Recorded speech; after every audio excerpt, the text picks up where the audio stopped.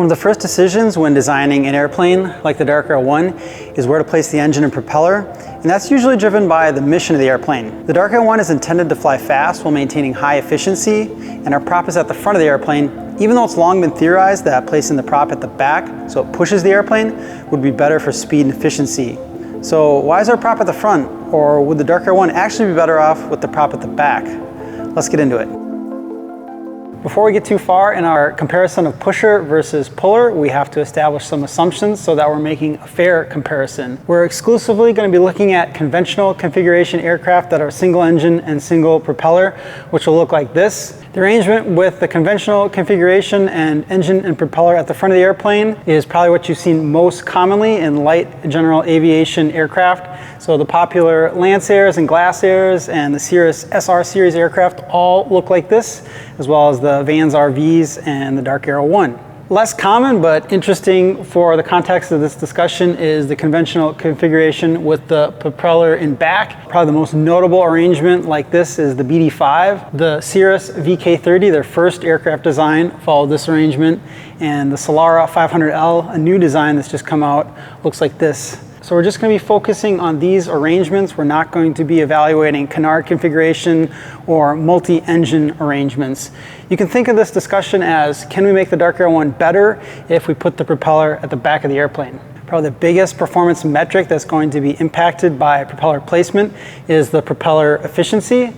Propeller efficiency is defined by this formula, eta, our prop efficiency equals TV over P. T is propeller thrust, V is our airspeed, and P is power at the prop shaft. Tractor arrangement, propeller in front is going to give us the best shot at maximizing propeller efficiency because the prop is spinning through smooth, undisturbed airflow in this arrangement. And I've tried to show that with these straight blue streamlines coming into the prop. A reasonable number to expect for prop efficiency in this arrangement is around 85%. So if we had 100 horsepower at the prop shaft, we could expect to see about 85 horsepower delivered to the air in propulsive power. We want to maximize the amount of power delivered to the air from the propeller shaft, and that's why having a high efficiency is important. If we were to move the propeller to the back of the airframe in a pusher arrangement, we'd expect to see a decrease in propeller efficiency. That's because as the airflow passes over the airframe disturbs the airflow and changes the direction of the airflow a little bit. And I've shown that here where our streamlines, which are now squiggly because they're turbulent, are curving in a little bit following the taper of the empennage. So this disturbance to the airflow as it enters the prop disc has a negative impact on prop efficiency. That hit would be around 5 to 10% loss in efficiency. So now instead of 85%, we're looking at 75 to 80% efficiency. And instead of 85 of our 100 horsepower being delivered to the air, we're looking at 75 to 80 horsepower delivered into propulsive power. Based on this analysis alone, we would conclude that the tractor or puller configuration is best for the DarkAero 1, but this isn't the entire story. There are more variables that we have to bring into our analysis to see the complete picture. Even though the tractor arrangement has better propeller efficiency compared to the pusher arrangement, it actually has worse airframe drag, and that's because the propeller is sending a wake of disturbed accelerated airflow over the rest of the airframe, which has a negative impact on drag. If you watched our video on wing aerodynamics, you'll remember we said that drag is proportional to velocity squared.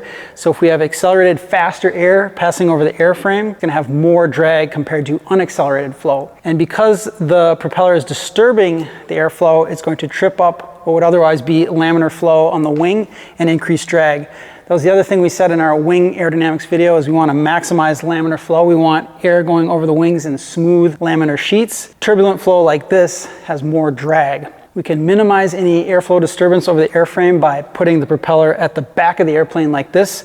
Now the airframe is flying through clean, undisturbed air, and that's going to have less drag compared to our tractor arrangement. How much is this worth in terms of a performance increase or drag reduction? That's a little bit harder to calculate compared to our propeller analysis because this prop wake is actually a transient effect. As the prop blades pass by, they create pulses of disturbed accelerated air that pass over the airframe. And then once the prop blade passes by, the flow smooths back out. The prop blade wake looks like this. as it's passing, and then in between the blades, it's smooth like this. That makes the analysis tricky. Still, we can make some assumptions and make some rough calculations to evaluate the DarkAero 1 versus a hypothetical pusher DarkAero 1. When we run the drag analysis for a constant velocity, we see that the drag is less in the pusher arrangement. How do we now compare this to prop efficiency or power? How do we get between these two? Because over here we have efficiency and power numbers, and over here we have drag. In cruise unaccelerated flight, thrust is equal to drag. Knowing that, we can take our drag value and plug it into this equation for T to see what impact a drag reduction would have on requiring less power or requiring less prop efficiency. When we run that check on our hypothetical DarkAero 1 with the pusher arrangement in a specific economy cruise scenario, putting out 100 horsepower, we see the airframe requires about 5 horsepower less to push through the air compared to our existing design. So even though we're getting less power delivered to the air with less efficiency in our pusher arrangement, the airframe requires less power to push through the air. We see from this analysis, we can't just look at the propeller efficiency, we can't just look at the airframe drag, we have to evaluate both the prop and the airframe together as a system because they work together and impact each other's performance. Running that analysis, we see it's actually pretty close between the two, at least close enough that the error in our assumptions creates overlap in these evaluations. So we need to bring in more variables to determine which is better, pusher or puller for the DarkAero 1. We'll head over to the prototype to discuss what else we need to bring into account. Engine cooling will be impacted by the propeller placement, and it's normally considered a bit easier to achieve adequate cooling in an air-cooled engine if the propeller is at the front of the airplane. That's because we have this big fan blowing air over the engine and carrying heat away. That's going to be helpful in any challenging cooling scenario like taxiing on the ground or in a climb where you have a high power setting but low airspeed. It's still possible to achieve adequate cooling with the propeller at the back of the airplane, but it normally requires a little bit more attention and refinement of the cooling setup. Either way you go, tractor or pusher arrangement, the cooling normally requires iteration and testing to get everything dialed in, and we're anticipating that with the DarkAero 1. Our cooling setup uses these aluminum plenums to duct airflow over the cylinder heads and carry heat away from the engine, and then they're paired up with these 3D printed inlets that were made on a pretty fancy industrial 3D printer that we don't have. So we teamed up with the sponsor of this video, Xometry, to get these manufactured. One of the things we really like about Xometry is their online quoting tool. If you have a 3D model of a part that you want manufactured, you can upload it to their website and get an instant quote on how much it will cost to manufacture. You can also play around with different variables like the part quantity, the dimensional tolerances, and the manufacturing process to see how that's going to impact cost. We use this tool quite a bit, both for 3D printed parts and machine parts, and we anticipate we're going to be using it a bit more as we go through flight testing and refine and iterate on the cooling setup. I'll leave a link in the description of this video if you want to give Xometry a try for yourself. The general conclusion is that it's easier to achieve adequate cooling with the propeller at the front of the airplane. So if our performance analysis is saying it's a wash where we place the propeller, we might as well pick the location that gives us a leg up in terms of cooling. Another factor we need to consider is accessibility and serviceability of the engine. We have really good access to the engine with the propeller and engine mounted together on the firewall like you see here. So if we need to get at the engine to change the oil or just to take a peek at it in testing, all we have to do is pull the cowling off and we can see the engine really easily. We can also pull the entire engine off the airframe if we want to mess with any of this hardware or change anything on the firewall. That's not necessarily the case for a pusher arrangement with a conventional configuration aircraft because you can't mount the heavy engine directly on the tail next to the propeller. That would make the airplane tail heavy. The way around that is to mount the engine further forward, closer to the wing and closer to the center of gravity, and then connect the engine and propeller with a long drive shaft. The problem there is it makes the engine a little bit harder to get at and harder to pull off the airframe if you want to modify anything or change anything with the engine installation. I think there are ways around this. You could do a canard arrangement with the engine at the very back of the airplane, but that's outside the scope of this video, and we already have a pretty good solution here with the engine mounted at the front of the airplane. There are a few more factors I think we should consider or at least bring into this discussion.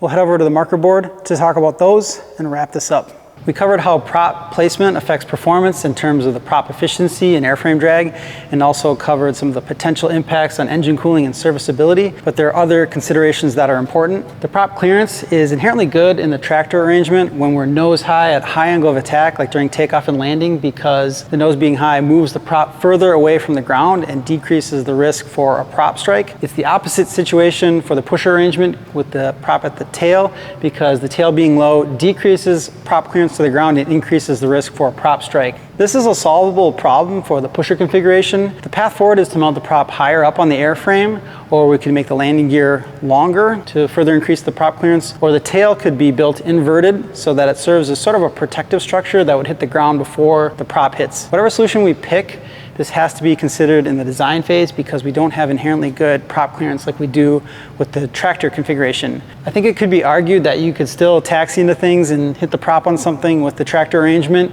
and the pusher arrangement has the prop sort of protected at the back of the airplane, so maybe the wingtip or nose would hit first. But yeah, maybe you could argue that the prop clearance or prop strike issue is sort of a wash between these two configurations. Something that definitely is better with the pusher configuration though is pilot visibility. With the prop and engine mounted at the back of the airplane, we don't have to look over the cowling or look through the prop disc, so that improves visibility. And then on top of that, with the heavy engine and prop being mounted aft, we have to keep the airplane balanced. So the solution there is to mount the cockpit and pilot forward to keep the CG within an acceptable window. And that decreases the length of the nose that you have to look over, and that further improves visibility. And the improved visibility alone, I think, would make the pusher arrangement worth pursuing for certain applications. The last consideration we'll discuss is the aesthetics or the cool factor. No one's gonna argue with the tractor arrangement.